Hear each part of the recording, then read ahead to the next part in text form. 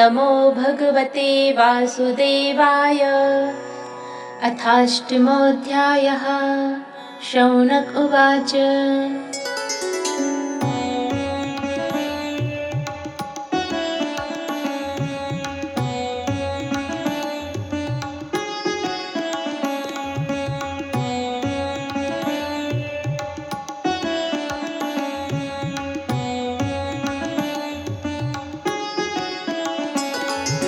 सूतजीवो चिरं साधो वदनो वदताम्बर। तमस्य पारे भ्रमतां नृणां त्वं पारदर्शिनः।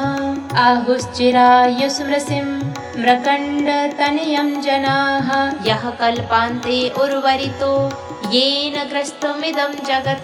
स वा अस्मत्कुलोत्पन्नः कल्पेऽस्मिन् भार्गवर्षभः।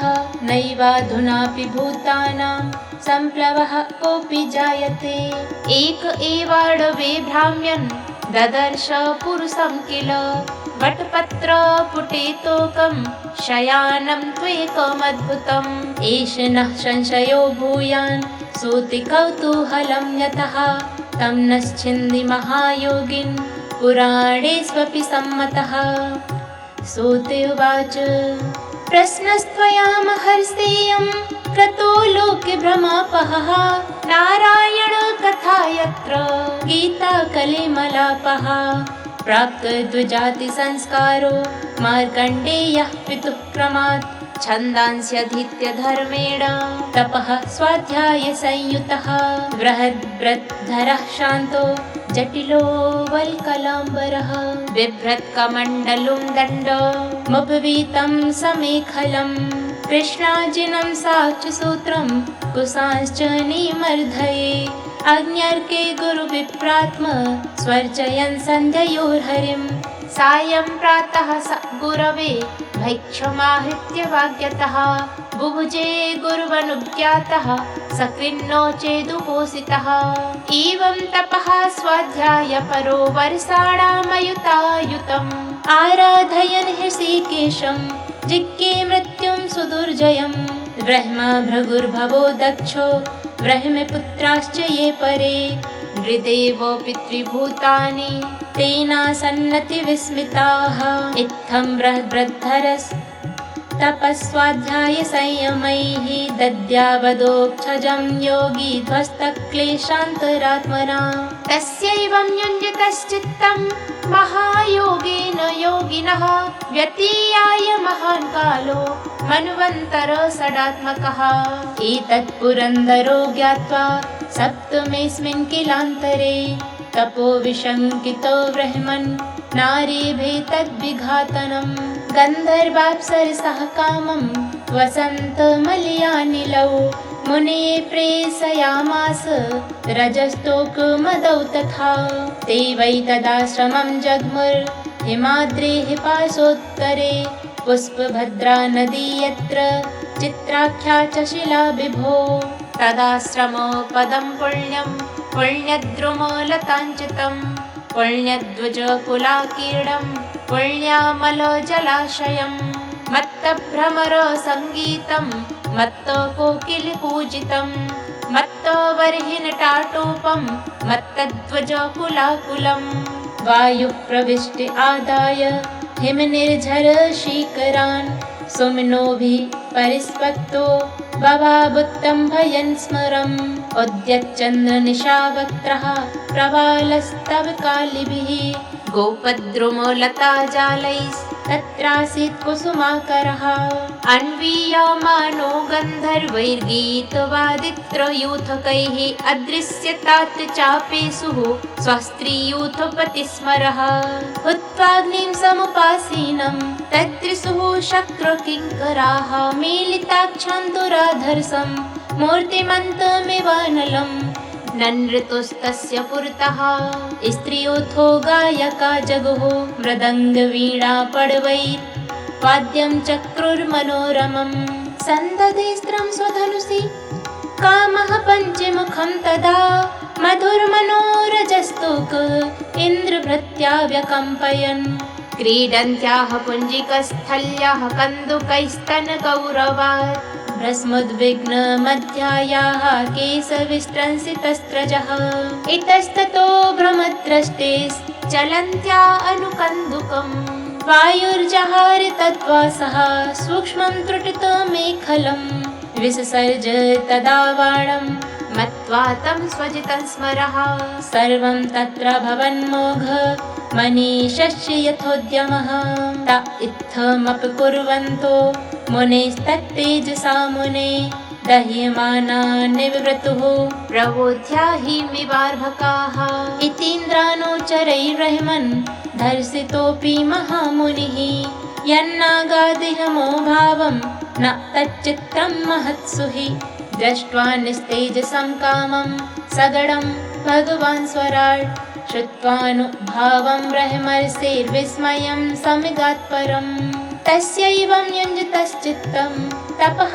स्वाध्याय संयमैः अनुग्रहाय विरासीन् नरनारायणो हरिः तौ शुक्लकृष्णौ नवकञ्जलोचनौ चतुर्भुजौ रौरववल्कलाम्बरौ पवित्रपाणि उपवीतिकं त्रिवृत्कमण्डलं दण्डिमृजुं च वैश्रवं पद्माक्षमालामुदजन्तुमार्जनं वेदं च साक्षात् तप एव रूपिणौ तपत्तडिद्वर्णपिशङ्गरोचिषा प्रांशुदधानौ विबुधर्षभार्चितौ ते वै भगवतो रूपे नरनारायणावृषि द्रष्टुत्थायादरेणोच्चैर्ननामाङ्गेन दण्डवत् स तत्सन्दर्शनानन्द निर्वृतात्मेन्द्रियाशयः ह्यष्टिरोमाश्रुपूर्णाक्षो न सेहेतावुदीक्षितुम् उत्थाय प्राञ्जलिः प्रहव औत्सुक्यादाश्लिसन्निभ नमो नमः इति शानौ बभासे गद्गदाक्षरः तयोरासनमादाय पादयोरवनिज्य च अर्हणेनानुलेपेन धूपमाल्यैरपूजयत् सुखमासन्मासीनौ प्रसादाभिमुखौ मुनि पुनरानम्य पादाभ्यां गरिष्ठाभिदमब्रवीत् मार्कण्डेय उवाच किं वर्णये तव विभो यदुदीरितोऽस्मुः संस्पन्दते तमनुवाङ्मन इन्द्रियाणि स्पन्दन्ति वै तनुभृतामजो सर्वयोश्च स्वस्याप्यथापि भजतामसि भावबन्धो मूर्ति इमे भगवतो भगवस्त्रलोक्याः क्षेमाय तापविरमाय च मृत्युजित्यै नानाविभर्ष्यवितुमन्यतनोर्यथेदं सृष्ट्वा पुनर्ग्रससि सर्वमिवोर्णनाभिः तस्यावितुस्थिरचरेषु तुरङ्घ्रिमूलं यस्थं न कर्मगुणकालिरुजः स्पृशन्ति यद्वैस्तुवन्ति न नमन्ति यजन्ति भीक्ष्णं ध्यायन्ति वेदहृदया मुनियस्तदाप्त्यै नान्यं तवाङ्घ्रियुपनयादपवर्गमूर्तेः क्षेमं जनस्य परितोभे ईश विद्मः ब्रह्मा बिभेत्य लमतोद्परार्धदृष्ट्यः कालस्य ते किमुत तत्कृतभौतिकानां तद्वै भजामृतधियस्तव पादमूलं हित्वेदमातुमच्छति चात्मगुरोः परस्य देहाद्यपार्थमसदन्त्यमभिज्ञमात्रं विन्देत ते तर्हि सर्वमनीषितार्थम् सत्त्वं रजस्तम इति तवात्मबन्धो मायामयाः स्थितिलयोदयहेतुभूस्य लीलाद्रता यदपि सत्त्वमयी प्रशान्त्यै नान्ये नृणां व्यसनमोहभियश्च याभ्याम् तस्मात् वेह भगवन्नथ ताविकानां शुक्लां तनुं सुदयितां कुशला भजन्ति यत्सात्वताः पुरुषरूपमुशन्ति सत्त्वं लोको यतो भयमुतात्मसुखं न चान्यत् तस्मै नमो भगवते पुरुषाय भूम्ने विश्वाय विश्वगुरवे परदेवतायै नारायणाय ऋषये च नरोत्तमाय हंसाय संयतगिरे निगमेश्वराय यं वै न वेदपि तथा क्षपथैर्भ्रमद्भिः सन्तं स्वखेष्वसुषु यद्यपि दृक्पथेषु तन्मायया व्रतमतिः स एव साक्षात् आद्यस्तवाखिलगुरोरुपसाद्य वेदम् यद्दर्शनं निगम आत्मरः प्रकाशं मुह्यन्ति यत्र कवियोजपरायतन्तः तं सर्ववादविषयप्रतिरूपशीलं वन्दे महापुरुषमात्मनिगूढबोधम्।